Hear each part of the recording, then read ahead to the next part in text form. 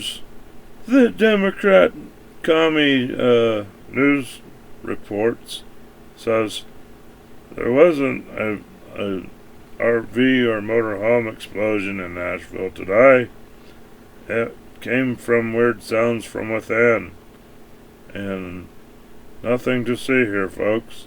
And hold on.